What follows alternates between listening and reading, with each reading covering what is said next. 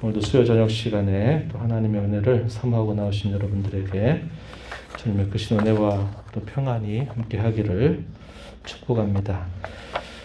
우리가 사도행전 28번째 시간입니다. 우리가 읽은 이 사도행전 15장 후반부의 내용은 예루살렘 공의회에 결정한 내용들이 이제 이방에 있는 교회들에게 전달됨으로써 이방에 있는 교회가 그것으로 인하여 기뻐하는 내용이 표현이 됩니다. 그리고 그 예루살렘 공의회 이후에 이제 바울과 바나바가 두 번째 전도 여행을 시작하는데 거기에서 아름답지 못한 일이 발생하게 됩니다. 그러면서 사역이 서로 좀 분리되는 그런 내용들, 그것이 오늘 우리가 읽은 뒷부분에 소개가 되고 있는 말씀입니다. 지난 시간에 우리가 함께 살폈던 내용들은 최초의 예루살렘 공의회가 소집이 됐다 말씀을 드렸는데 사도들 전체가 모이게 되고 당시 예루살렘 교회 기둥같이 여겨졌던 장로들이 함께 모이게 된 겁니다. 그 당시의 교회는 크지 않았다는 것을 우리가 잘 알죠. 예루살렘 교회를 소여 모교회다 이렇게 말한다면 거기로부터 박해 가운데 흩어진 성도들이 이방 세계 복음을 전하면서 이제 이방인 최초의 교회 안디옥 교회가 세워지게 되고 그 두 교회를 중심으로 해서 복음이 전파되는 곳에 이제 초기의 교회들이 조금씩 생겨나고 있는 그런 상황이었다고 한 겁니다. 근데 그때에 유대로부터 많은 사람들이 쫓아와서 이 바울과 바나바가 전하는 이 복음을 그들이 혼동하게 만들게 되면서 교회가 어려움을 당하게 됩니다. 그래서 그 문제로 인해서 예루살렘으로 바울과 바나바를 보내게 돼요. 그래서 그 예루살렘에 있는 모든 사도들 그룹과 또 장로들이 함께 모여서 그 문제를 어떻게 해야 될 것인가를 결정하는 회의입니다. 그래서 이게 최초의 공의회라고 부르는 내용입니다. 거기서 거론되었던 문제는 그것이었어요. 이방인들에게도 구원을 받으려면 할례를 받게 하고 할례를 받음으로 그들이 율법을 지켜야만 구원을 받는다라고 하는 이 교훈에 대해서 과연 이것이 맞냐 틀리냐 하는 문제를 결정하게 되는 것을 우리가 보게 됩니다. 그런 결정 과정에서 우리가 살폈던 것은 베드로 사도가 경험했던 특별한 그 전도와 가르침의 경험들, 이것을 베드로 사도가 처음에 소개를 했어요. 약 10여 년 전에 있었던 그 놀라운 사건들을 다시 한번 이야기하면서 그게 중요한 게 아니다라는 사실을 이야기를 꺼냈고, 바울과 바나바가 첫 번째 전도 여행 가운데서 겪었던 많은 그 전도의 내용들을 간증 형식으로 보고를 하면서 하나님이 그런 주장을 따라서 이렇게 구원을 주시는 것이 아니라 우리에게도 오셨던 그 성령께서 이방인들에게도 동일하게 성령이 임하시면서 이런 귀한 일이 일어났다는 것을 이야기를 하게 됩니다. 그리고 그 모든 회의 마지막에 당시 예루살렘 교회의 기둥 같은 야고보가 이제 최종적으로 발언을 하게 됩니다.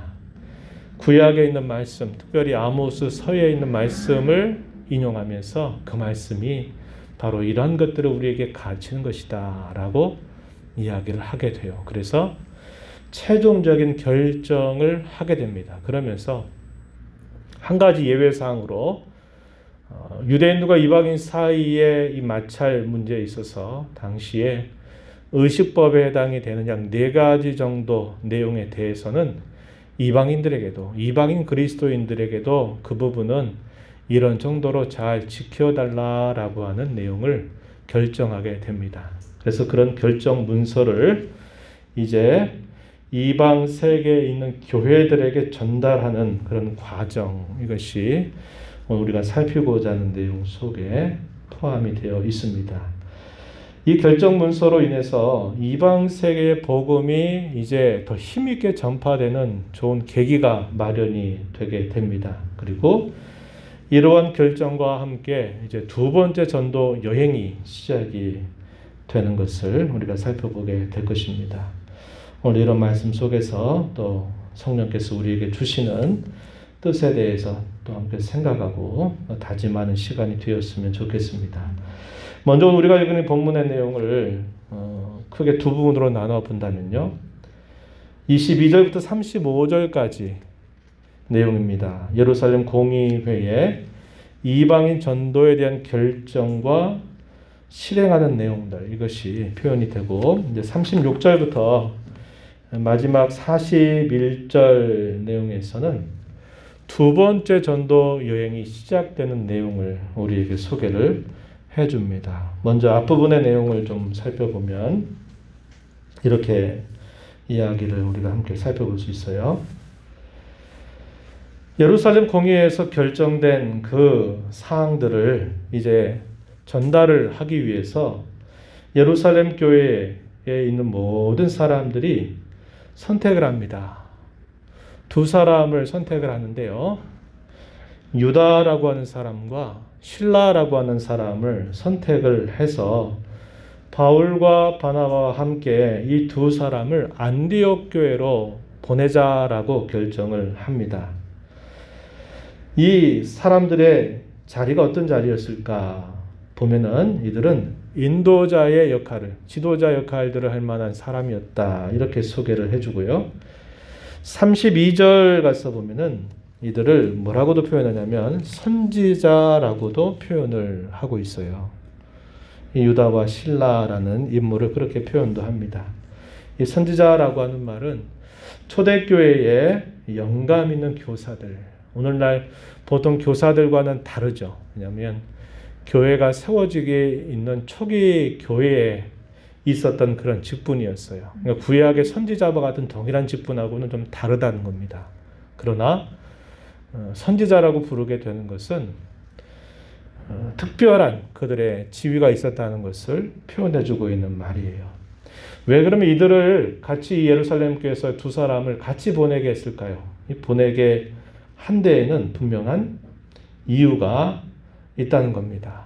그게 뭐냐면 그들로 하여금 예루살렘 교회 전체가 이 문제에 관한 내용들을 이렇게 결정했다라는 것을 이방인들에게 분명하게 보여주는 역할이 있다는 거예요. 소위 증인의 역할을 감당하게 한 겁니다. 만약에 바울과 바나바만 돌아가서 예루살렘 교회에서 이 문제에 대해서 이렇게 긴 논의를 해서 결정을 했다고만 이야기하면 그 당신들이 그렇게 해놓고 와가지고 그렇게 말할 수 있지 않느냐, 또 의심을 가질 수 있는 겁니다. 그래서 이 예루살렘 교회는 예루살렘 교회의 중요한 역할을 맡고 있었던 두 사람을 함께 보내게 되면서 이들이 말하는 것이 이들만의 이야기가 아니라 예루살렘 교회 전체가 이 문제를 가지고 이렇게 결정한 것이다 라는 것을 보여줄 목적이 있었던 것입니다. 그리고 그 편지의 내용이 23절부터요 29절까지 그대로 표현되어 있어요. 이게 예루살렘 공의회의 결정 문서라고 부르는 겁니다.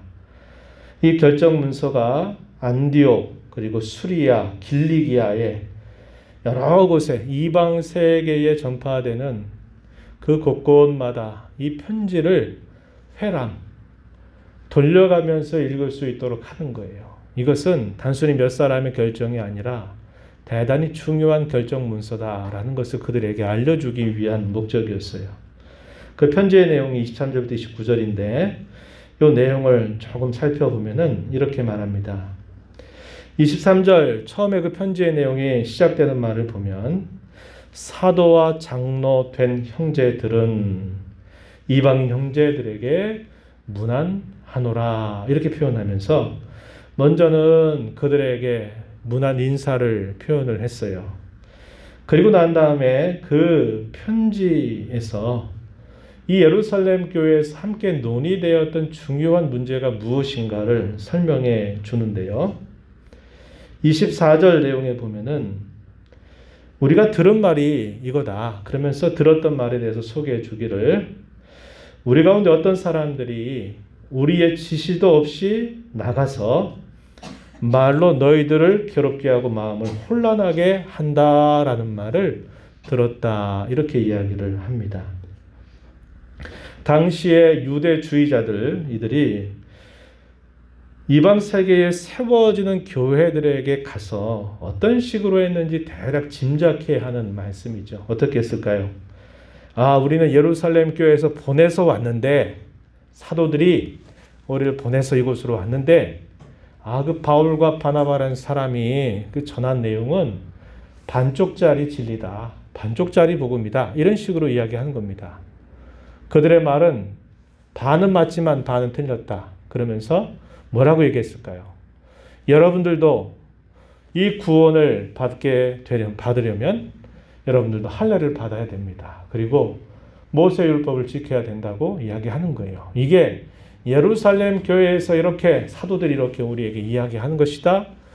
권위를 자신들의 입에 맞게 오용을 해서 예루살렘 교회 이름을 팔아버린 겁니다. 그런 식으로 하면서 들으니까 이방 세계에 있는 교회들이 그 말을 그냥 흘려 듣는 게 아니라 진짜 그런 거 아닌가, 이렇게 미혹을 받기 시작하게 된 겁니다. 그래서 먼저 이 편지에서 우리의 지시도 없이 나가서 너희들을 괴롭게 하고 마음을 혼란케 한다는 말을 들어서 이런 결정을 하게 됐다 하는 것을 소개를 해주는 겁니다. 그러면서 바울과 바나바를 공적으로 인정합니다. 복음을 위해서 헌신된 사람, 우리가 귀하게 여기는 사람, 우리가 사랑하는 사람 바울과 바나바를 함께 너희에게로 보내기로 만장일치로 결정했다라고 소개를 해줍니다. 그래서 바울과 바나바가 전하는 그 말에 대하여 전적으로 우리 예루살렘 교회에 있는 모든 사도들과 장로들은 전적으로 동의하고 있다, 이 사실을 건네주는 겁니다. 그러면서 그 증인으로 유다와 실라를 너희들 가운데 보낸다라고 그것을 설명을 해줘요. 그리고 결정하게 되는 중요한 내용들을 소개할 때 아주 중요한 표현이 나타나는데요. 그 말씀이 어디에 나타나냐면 우리가 읽은 본문 28절 말씀을 한번 보시면은 이렇게 말합니다. 성령과 우리는, 이렇게 표현했어요. 성령과 우리는 이렇게 할지니라, 이렇게 하기를 원한다, 이렇게 표현했어요. 자, 우리는 누굴까요? 바울과 바나바뿐만 아니라 예루살렘 공의에 모였던 모든 사도들 그룹, 그리고 지도자들, 온 교회, 쉽게 말하면 모든 교회의 가장 중요한 지도자들이 다 한 자리에 모인 겁니다. 그러니까 우리라고 하는 표현이에요. 그런데 또 하나 표현이 있죠. 어떤 표현이 있습니까? 성령과 우리가 이러한 일들을 결정했다 라고 말하는 겁니다. 이 표현이 대단히 중요한 표현이에요. 왜 그러냐? 보통 사람들이 이렇게 어떤 모임을 통해서 무엇인가를 논의하고 결정할 때 누구든지 이게 신앙과 관계된 문제라면 누구든지 성경의 가르침대로 성령님의 인도함을 따라서 결정하기를 원하는 마음은 있어도 여기서 이렇게 표현할 수는 못해요. 왜냐? 실수 가능성이 늘 있다는 거예요. 그런데 이 예루살렘 공의회에서 결정한 이 문서를 소개하면서 성령과 우리가 이렇게 결정했다라고 말할 때 이 결정은 결코 틀릴 수 있는 결정이 아니라 그것은 분명히 진리다, 틀림이 없는 사실이다, 이것을 분명하게 표현하고 있는 말이기 때문에 그렇다는 거예요. 그래서 그 공의회는 단순히 신앙 지도자들만 모여가지고 한 것이 아니라 그 공의회에 성령께서 전적으로 함께 하셔서 그 모든 결정들이 틀리지 않도록 그렇게 결정한 사항이다, 반드시 지켜야만 되는 사실이다, 이것을 강조하고 있다는 것입니다. 성령과 우리는 이 요긴한 것들 외에는, 이 중요한 것들 외에는 아무 짐도 너희에게 지우지 아니한 것이 옳은 줄 알았다, 이렇게 표현했습니다. 이 요긴한 것들, 중요한 것들 뭘까요? 이방인과 유대인 사이에 서로 마찰이 될 수 있는 문제를 최소화하기 위해서 아까 4가지 정도, 이런 부분들은 이방인이라 하더라도 이런 부분들은 주의해 줘야 된다라고 결정한 겁니다. 우상의 제물에 대한 것, 피에 대한 것, 목매어 죽인 것에 대한 것, 음행에 대한 것, 이것들은 이방인 그리스도인들도 이 부분은 잘 주의하여 지켜라. 이것 외에 다른 어떤 짐이나 어떤 멍에도 지우지 않는 것이 옳다. 구원받는 일에 있어서는 절대로 할례를 받아야 되거나 모세 율법을 지켜야만 되는 것이 아님을 분명하게 결정했다라는 것을 전달하고 있는 것이죠. 우린 여기서 지난 시간에도 그런 이야기를 잠시 나눴는데요. 본질이라고 하는 것, 그리고 본질적이지 않은 것, 비본질적인 것, 이것을 이 예루살렘 공의에선 잘 구별해서 결정했다는 것을 우리는 생각한 바가 있어요. 본질이라고 하는 것, 변할 수 없는 것, 변해서는 안 되는 것, 그게 뭘까요? 우리가 구원을 받는 이 구원의 근거는 오직 믿음을 통해서만, 또 다르게는 오직 하나님의 은혜를 통해서만 받는 일이다. 이것 외에 다른 어떤 것이 거기에 추가가 되거나 필요한 것이 아니다라는 사실은 아주 본질적인 것입니다. 이 부분에 대해서는 성령과 우리가 함께 결정했다라고 분명하게 말해요. 그러나 이방인과 유대인 사이의 마찰 문제를 최소화하기 위해서 4가지 정도 이런 부분은 지켜주는 게 좋다라고 말할 때 이건 뭘까요? 본질적인 것은 아니에요. 그러나 이방인들의 교회와 유대인들 중심의 교회가 하나됨을 이루어가기 위해서는 이런 정도의 지침은 서로가 지키는 것이 필요하다. 이렇게 결정을 내린 것이죠. 이런 결정 문서의 내용들을 편지를 통해서 소개한 다음에 이제 그 결과가 어떤 일이 있었냐면 30절, 31절에 보면은 이렇게 말합니다. 그 결정 문서를 편지로 전하게 되니까 이방 세계에 있는 교회들이 그 편지를 읽었잖아요. 읽으면서 그들이 위로를 받고 또 그 위로로 인해서 기뻐했다라고 표현을 해줍니다. 그래서 유대인들에게도 이 복음은 이렇게 전달돼야 되고 이방인들에게 이 복음이 전달될 때도 이렇게 전달된다고 하는 것이 공적으로 결정이 되니까 복음이 하나로 일치가 된 겁니다. 일치된 복음이 이제 유대인들에게만 아니라 모든 이방인들에게도 동일하게 증거되기 시작하니까 이것으로 인해서 큰 기쁨이 있게 되었다라고 소개를 해주게 됩니다. 그리고서는 이제 이 안디옥 교회에 도착했던 예루살렘 교회 파송받았던 2사람 중에서 이 유다와 실라 가운데 유다는 예루살렘 교회로 다시 돌아갑니다. 이런 모든 일들이 다 이제 전달이 되고 또 그 편지가 읽혀지게 되면서 어느 정도 안정을 찾게 되니까 이제 이 2사람 중에 유다는 다시 예루살렘 교회로 돌아가서 자기의 본래 일들을 감당하게 됩니다. 그런데 실라라고 하는 인물, 이 인물은 귀환하지 않은 것으로 보인다. 이렇게 말합니다. 우리가 읽은 성경으로 한번 가서 보면은 34절 이렇게 보면은 뭐라고 써 있어요? 없음 돼 있는데 거기에 3번 있죠. 3번. 3번 쭉 따라서 성경 아랫부분으로 가면 뭐라고 되어 있어요? 어떤 4번에 신라는 그들과 함께 유하기를 작정하고가 있고 라고 표현되어 있죠. 이 표현들을 보게 되면 당시에 신라는 예루살렘 교회로 가지 않았다는 것을 우리에게 보여줘요. 그게 왜 적절하냐면 거기에서 이제 바울과 바나바가 2번째 전도 여행을 떠날 것을 준비하는 과정에서 아름답지 못한 일이 발생이 되는데 바로 그때 바울은 이 실라와 함께 2번째 전도 여행을 출발하게 되고 바나바는 그의 조카였던 마가 요한을 데리고 자신의 고향 땅으로 가서 고향에서 복음을 전하는 일들로 서로 갈라지게 되는 사건이 있게 되기 때문에 이때 이 예루살렘 교회로 귀환한 사람은 유다 한 사람이었을 것이다 라고 보는 것이 적절하다 하는 겁니다. 우리가 읽는 이 본문 속에 36절에서 보면은 이제 두 번째 전도 여행이 시작이 돼서요. 이게 사도행전 18장 22절 도중에 탁 끊어지는데요. 22절까지의 이 내용이 우리가 소위 바울 사도의 두 번째 전도 여행이라고 부르는 기록을 우리에게 알려주는 부분입니다. 그래서 15장 36절에서부터 두 번째 전도 여행이 시작이 되는데, 먼저 바울 사도가 바나바에게 제안을 합니다. 어떤 제안을 하냐면, 우리가 주의 말씀을 전한 각 성으로 가서 다시 가서 형제들이 어떠한가를 한번 방문해 보자. 이렇게 바울 사도가 바나바에게 제안을 합니다.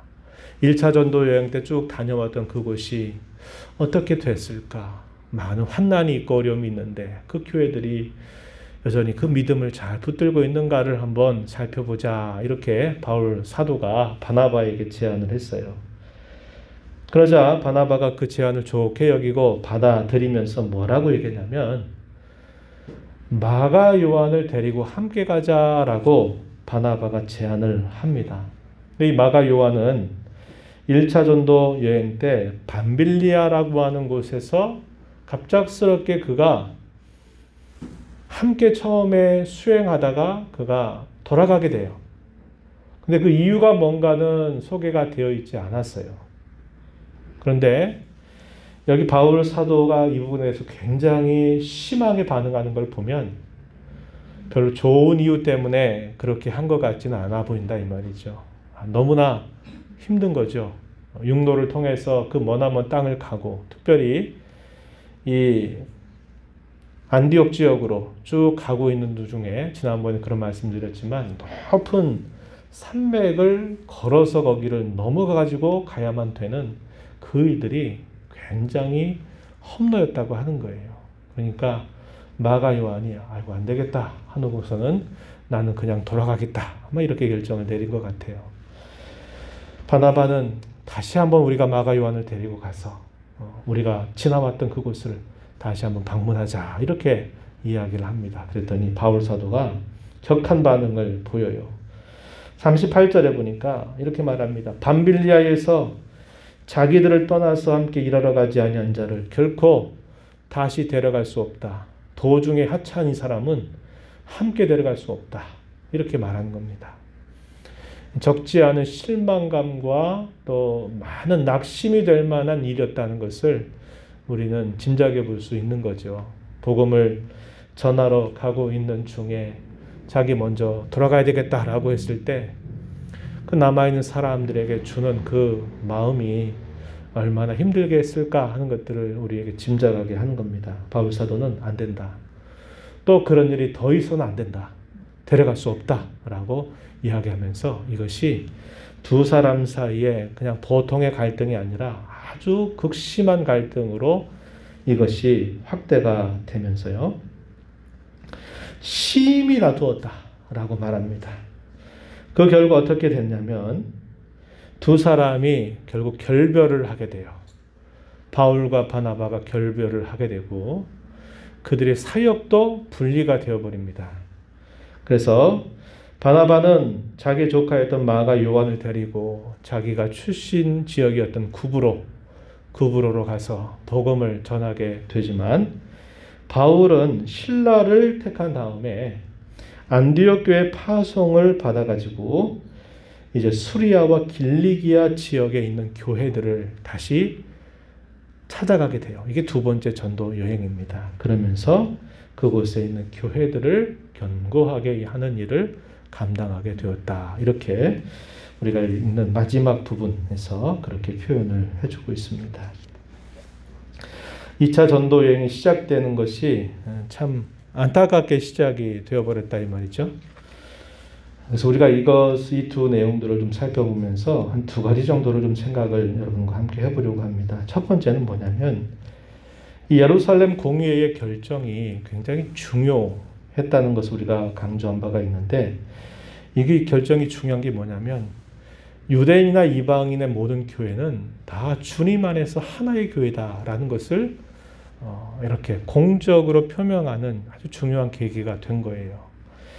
이방인들에게 세워진 교회가 다르고 유대인들에게 세워진 교회가 다른 게 아니라 같은 복음 안에서 모두가 다 하나의 교회다라는 것을 보여주게 되는 아주 중요한 사건이었어요. 그래서 우리가 이걸 통해서 배우는 건 뭐냐면 모든 교회는 주 안에서 하나의 교회다라는 사실을 우리는 배우게 됩니다. 이거를 뭐라고 오늘날 많이 부르냐면 여러분 들어보셨을지 모르겠지만 이렇게 말해요. 공교회다. 우리의 사도신경의 고백 중에 거룩한 공교회를 믿는다. 이제 새로 번역이 된 우리의 사도신경의 내용에는 그렇게 표현해요. 거룩한 공교회를 믿는다. 그렇게 표현되어 있죠. 여기서 말하는 이 공교회는 하나의 교회를 말하는 겁니다.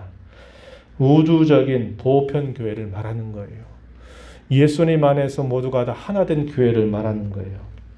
이 땅의 교회들도 다 하나의 교회라 하는 것을 말할 때 이거를 공교회다 이렇게 부르고 있는 표현입니다. 그럴 때 이 공교회성이 대단히 우리에게 지금 중요하다라는 것을 여러분들과 함께 나누고 싶은 거예요. 제가 지난 시간에 이 사도행전의 앞부분의 내용, 15장 앞부분 내용을 말하면서 제가 좀 낯선 이름을 한번 소개한 분이 있었어요. 멜데니우스라고 하는 사람을 여러분들에게 소개해드렸죠. 이 사람이 했던 중요한 말을 제가 그때도 한번 설명해 드린 바가 있어요. 뭐라고 말을 했냐면 이렇게 말했어요. 본질에 있어서는 일치를, 비본질에 있어서는 자유를 혹은 관용을, 본질적이지 않은 문제에 대해서는 여유로움과 자유와 관용을 가져라는 거예요. 왜 나와 똑같지 않냐고 그렇게 따지고 막 그거 가지고 다투지 말라는 거예요.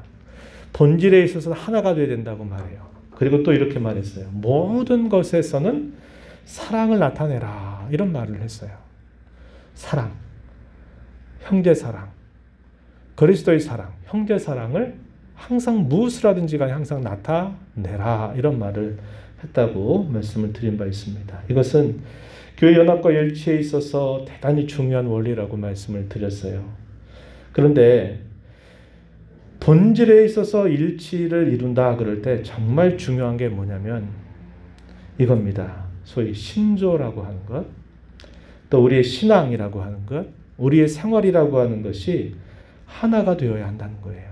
본질의 일치를 이룬다 이 말은 신조, 신앙, 생활의 일치를 말한다 하는 말입니다. 이 신조라고 하는 말 우리 많이 들어보지 못해요. 근데 어디서 많이 사용하냐면 사도신경으로 우리 신앙을 고백하십시다 라고 말할 때 이 신경이라는 말, 신조라는 말은 같은 말이에요. 사도신경이 뭘까요? 사도신경이 뭘까요? 우리가 믿는 신앙의 내용이 사도들의 가르침에 근거해서 이러이러한 내용이다. 그래서 성부 하나님과 창조, 또 성자 하나님과 우리의 구원, 성령 하나님과 우리의 성화, 뭐 이런 내용들로 사도신경의 내용이 이렇게 정리가 돼서 고백이 돼요. 그래서 우리가 이 사도신경을 통해서 우리가 믿는 신앙의 내용이 이 내용이다라는 것을 공적으로 함께 표현을 하는 거예요. 그래서 우리 성은교회에 속해 있는 저와 여러분뿐만 아니라 다른 교회에 속해 있는 성도들도 사도신경을 고백하면서 우리도 그렇게 하나님을 믿는다고 고백하는 거죠. 이걸 사도신경이라고도 말하고 혹은 사도신조라고도 말해요. 신조, 신앙, 생활 이 세 가지가 항상 일치를 이루는 게 중요하다. 그건데요. 그럼 이 신조나 신경은 뭘까요? 우리 신앙의 뿌리가 되는 걸 말해요. 내가 믿는다, 신앙한다, 믿는다 이 말할 때 뭘 믿느냐 할 때 그 믿는 뿌리에 대해서 이런 거다라고 설명해 주는 게 신조나 신경이라고 하는 거예요. 그러면 생활이라고 하는 건 뭘까요? 우리의 신앙을 통해서 맺는 열매를 생활이라고 그래요. 그래서 신조, 신앙, 생활 이 세 가지는 굉장히 긴밀해요. 이런 면에서 하나를 이루는 것이 교회 연합과 일치를 이루는데 대단히 중요한 원리가 된다고 하는 거예요. 우리가 이 신조에 대해서 제가 조금 더 여러분들에게 잠깐 말씀을 드리면은 이 신조에는 보편적인 모든 교회가 일치된 하나의 내용으로 고백하는 신조들이 있어요. 여기 가장 첫 번째고 가장 중요한 게 뭐냐면 제가 조금 전에 말씀드렸던 사도신경이라고 하는 겁니다.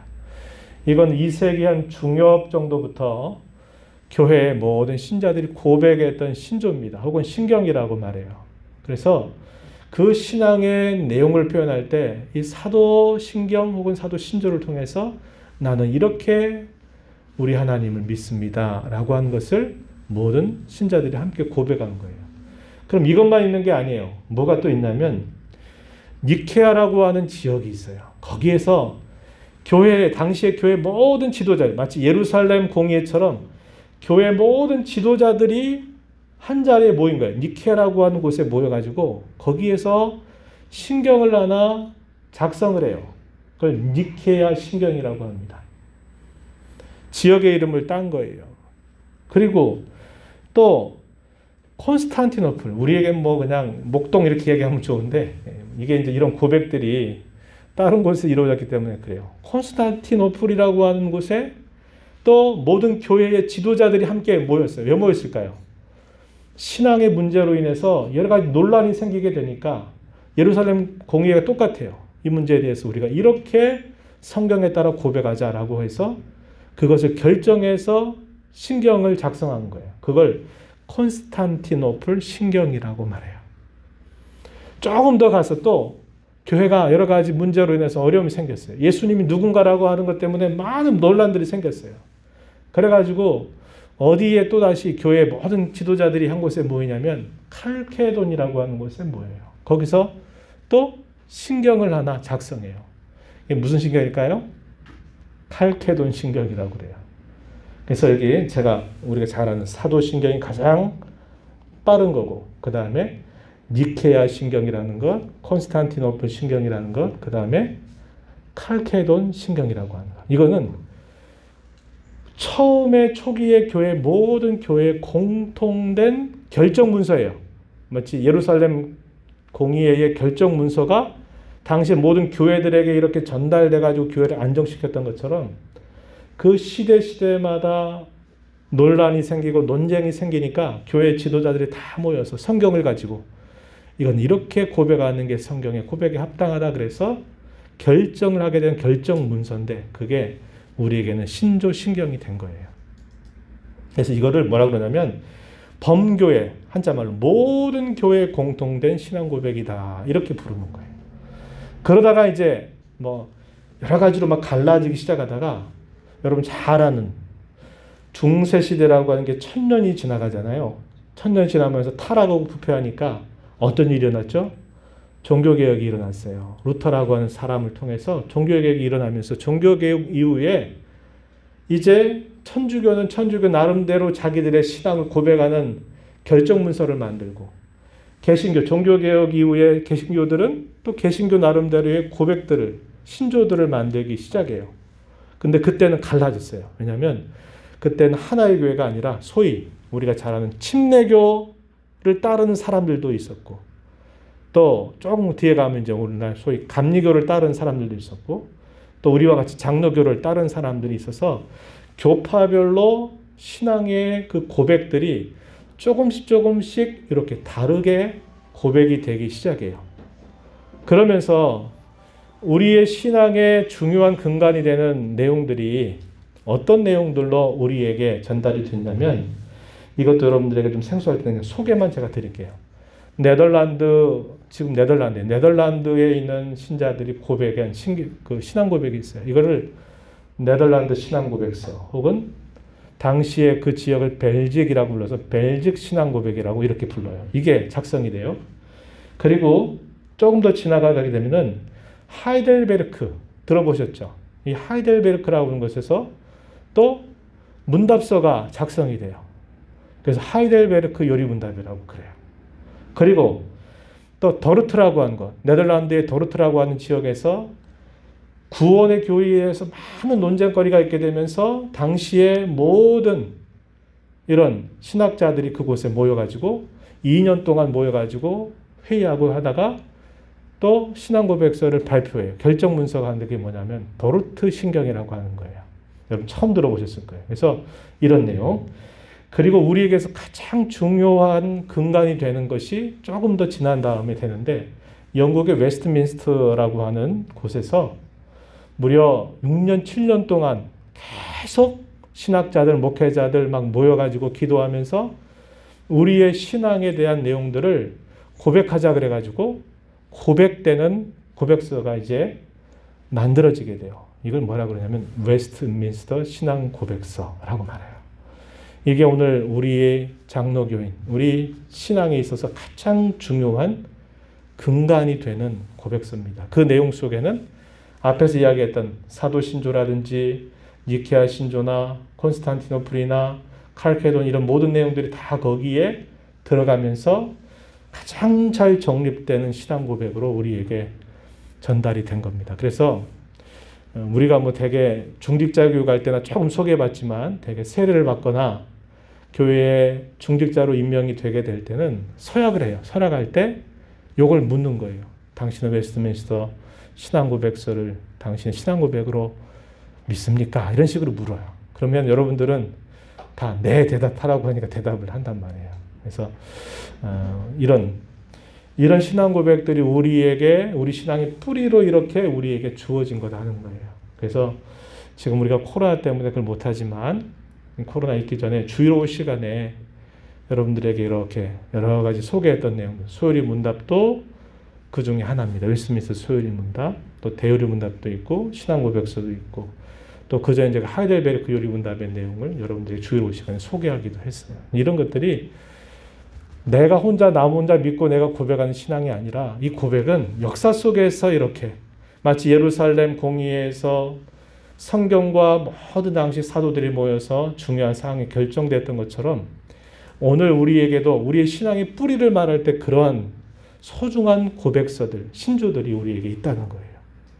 이런 신앙에 견고하게 서면요. 아무리 이단들이 교회를 와서 어지럽히고 성경 가지고 뭐라고 이야기해도 흔들리지 않게 돼요. 여러분 기억하실 때 한 5년에서 10년 근간에 막 그 신천지 일어났죠. 하나님의 교회 막 일어나니까 젊은이들이 다 거기 빠져가지고 지금도 아직도 헤어나오지 못하잖아요. 그러다 보니까 교회들이 그때 정신을 차려서 한 게 뭐냐면 큰 교회들을 공략하면서 큰 교회들을 다 무너뜨리잖아요. 그런 일들이 공공연하게 일어났어요. 그러다 보니까 교회들이 어떻게 하냐면 우리의 고백서, 우리의 신앙의 근간으로 돌아가야 된다. 그래가지고 교리 공부하고 또 신앙 고백서 공부하는 일들이 한참 붐을 일으켰던 때가 있었어요. 왜 그럴까요? 모든 이단들이 성경 가지고 이야기할 때 그걸 막아낼 수 있는 길이 없어요. 우리가 성경만 많이 읽으면 성경 100도 가면 성경이 열리는 게 아니에요, 여러분. 제가 늘 얘기하지만 성경은 100도 가면 열리는 게 아니에요. 성경은 내가 처음 읽는 게 아니라 이미 지금 2000년 역사 동안 계속 수많은 앞선 믿음의 선배들이 그 성경을 읽으면서 성경을 통해서 우리에게 아주 중요한 엑기스와 소중한 것들을 이렇게 우리에게 전달해 줬어요. 그러니까 우리는 그걸 잘 보면서 성경을 함께 봐야 돼요. 성경만 보면 이단들이 다 거기서부터 나오는 거예요. 내가 성경 보니까 남들이 몰랐던 걸 내가 계시받아서 깨달았다 그러면서 엉뚱한 소리 해다가 결국 교주되고 천국길 가는 사람들 미혹해가지고 지옥길로 이끌어가는 일들이 너무나 많은 거예요. 그래서 여러분 우리의 신앙은 성경과 역사를 통해서 고백된 이런 신앙의 좋은 결정 문서들을 통해서 내가 신앙생활을 하고 있다는 것을 여러분들이 꼭 잊지 말아야겠다는 겁니다. 그리고 두 번째는 뭐냐면 바울과 바나바의 갈등은 안타까운 문제죠. 왜 그럴까요? 예루살렘 공의회에서 결정했던 일은 본질과 비본질을 잘 구별해서 좋게 결정을 내려줬는데 정작 두 번째 전도여행을 시작할 때 바울과 바나바가 심하게 다투면서 결별하고 사역조차도 완전히 분리돼 버리게 되는 이 계기는 안타까운 일이었다고 하는 거예요. 왜 그럴까요? 갈등 문제를 해결하지 못해서 그 갈등 문제 때문에 결국은 갈라서게 되는 일이 생겨나게 되었다고 하는 겁니다. 그런데 여러분 어때요? 저와 여러분이 오늘날 교회에 속해서 신앙생활 하다 보면 이 교회 안에서도 교인들이 많지 않아도 항상 뭐가 있어요? 갈등이 벌어져요. 갈등. 이 갈등이 왜 생길까요? 다른 생각이죠. 다른 의견을 서로 얘기하다 보니까 이게 안 맞는 겁니다. 충돌이 되면서 갈등이 시작이 돼요. 갈등이 시작되는 게 만약에 정말 중요한 본질적인 문제를 가지고 갈등을 한다면야 결정을 잘 해야 되잖아요. 근데 문제는 본질적이지 않은 거, 여유와 관용을 가지고 기다려야 될 문제에 대해서 갈등이 일어나면 그 갈등을 조절하지 못해가지고 갈등 때문에 서로 갈라서고 교회당 옮긴다고 옮겨가고 다시는 못 볼 사람처럼 서로 싸워서 화해하지 못하는 이런 일들이 얼마나 많이 일어나고 있는지 모른다고 하는 겁니다. 예루살렘 공의 결정사항은 이에 대한 중요한 지침을 우리에게 잘 알려주었습니다. 본질적인 문제에 관해서는 하나의 일치된 것을 가르쳐 주지만 그렇지 않은 문제에 대해서는 또 여유를 가지고 이렇게 할 것을 우리에게 알려주었다는 거예요.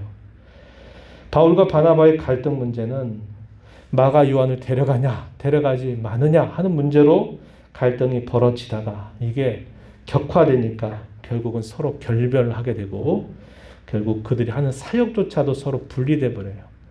그들이 신앙인 바깥으로 나간 건 아니에요. 하지만 이 갈등 문제로 그렇게 결국 끝나게 됐다는 것은 안타까운 모습이 된다는 거죠. 저 여러분 신앙생활 하면서도 이런 갈등은 늘 겪습니다. 목회자와 성도 사이에 일어나는 갈등, 성도와 성도 사이에 일어나는 갈등, 이런 것들이 본질적인 문제에서 그런 것보다는 그렇지 않은 문제들에서 많은 갈등들을 겪으면서 상처받고 상처 주고 하면서 아파할 때가 너무나 많아요. 그럴 때 기억하면 좋겠어요. 우리는 대단히 연약한 사람이라고 하는 걸 기억하고 우리는 본성상 자존심을 내세운 데 있어서는 굉장히 아주 예민하게 반응하지만 참고 기다리는 건 잘하지 못합니다. 그만큼 우리는 약해요. 실수하고 잘못도 하고 내가 틀릴 수도 있다는 겁니다. 그럴 때마다 어떻게 해야 되느냐. 하나님 앞으로 그 문제를 가져가서 우리 자신을 살펴보고 잘못된 것을 회개하고 돌이키는 자세를 가져야 되겠고 다른 성도와 관계에서는 형제 사랑의 원리라는 것을 항상 잊지 말고 되돌아보면서 용서를 구하기도 하고 용서해 주기도 하고 또 고치고 노력하는 그런 자세를 우리가 잘 가져가는 것을 하나님이 원하신다고 하는 겁니다. 주일날 우리가 함께 나눴던 말씀 있죠. 선이 여기시는 대로 행하시옵소서. 하나님의 뜻에 따르면서 그분의 처분과 그분의 뜻에 맡겨드리면서 내가 순종하겠다고 하는 자세. 이것이 오늘 교회를 이루어 살아가는 저와 여러분에게 있어서도 대단히 중요한 일이라는 것을 다시 한번 우리 마음에 생각하면서 저와 여러분이 이 땅에 산 동안 교회에 속해서 살아갈 때 이러한 내용들을 통해서 참 갈등 문제가 없으면 좋겠지만 안 생각날 수 없는 게 또 이 문제 아닙니까? 이럴 때마다 이런 문제를 하나님의 뜻을 따라 잘 해결하고 처리해 나가면서 성숙한 신앙의 열매를 맺어가게 되기를 바랍니다. 하나님 아버지 오늘 저희에게 주신 이 시간을 통해서 예루살렘 공회의 결정 문서의 내용 그럼에도 불구하고 안타깝게도 바울과 바나바가 마가 요한을 데려가는 문제로 인해서 서로 갈등을 겪다가 그것이 너무나 극심한 정도로 발전이 되다가 서로 분리되어 버린 안타까운 일이 있었음을 저희가 살펴보았습니다. 오늘 저희 시들이 얼마나 연약한 사람들인 줄 얼마나 알게 하여 주셔서 본질에 있어서는 하나됨을 잘 이루어 가면서도 그렇지 않은 문제에 관해서는 항상 조심스러운 마음, 나도 틀릴 수 있고 실수할 수 있고 잘못할 수 있다고 하는 생각을 가지고 하나님 앞에서 돌아보고 성도 사랑이라고 하는 원리를 통해서 서로 용납하고 용서하는 그런 아름다운 모습을 잘 배워가는 저희들 되도록 인도하여 주옵소서. 예수님 이름으로 기도하옵나이다. 아멘.